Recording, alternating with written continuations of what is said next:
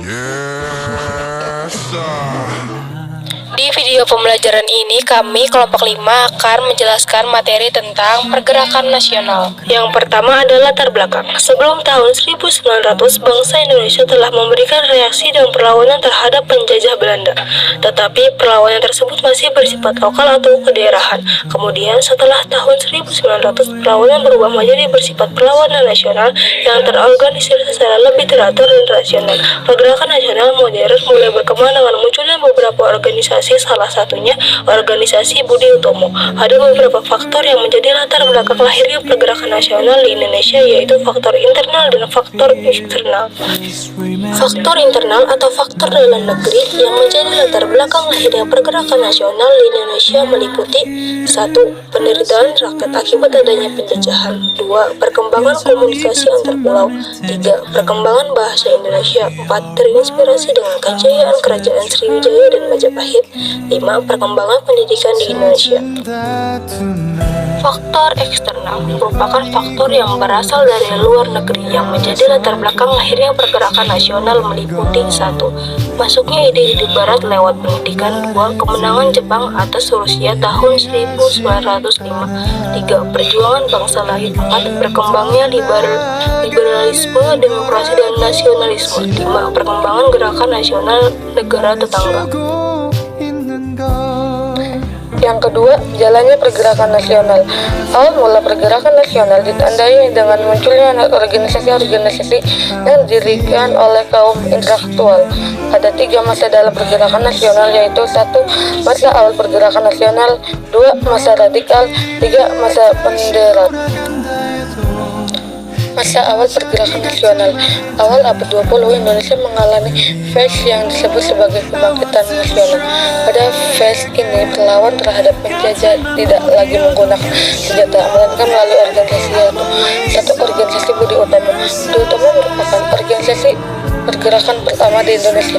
Budi Utomo didirikan oleh mahasiswa Batavia yang diketahui oleh Sutomo pada tanggal 20 Mei 1908 di Jakarta. Tujuan utama organisasi Budi Utomo adalah mencapai kemajuan dan membangkitkan dengan bangsa dalam hal pendidikan. 2. Organisasi Sarekat Islam. Sarekat Islam pertama kali didirikan oleh Kiai Haji Saman Hudi pada 16 Oktober 1905. Tujuannya melindungi hak-hak pedagang pribumi Muslim dari monopoli dagang yang dilakukan pedagang Tionghoa. 3. Organisasi Indische Parties. Indische Parties merupakan organisasi pergerakan pertama yang bergerak di bidang politik. Organisasi ini didirikan oleh Ki Hajar Dewantara Cipto Mangunkusumo dan Danu Dirja Setiabudi. Tujuan utama Indische Parties adalah menyatukan semua golongan yang ada di Indonesia, baik itu golongan pribumi, Indo-Belanda, Tionghoa, dan Arab.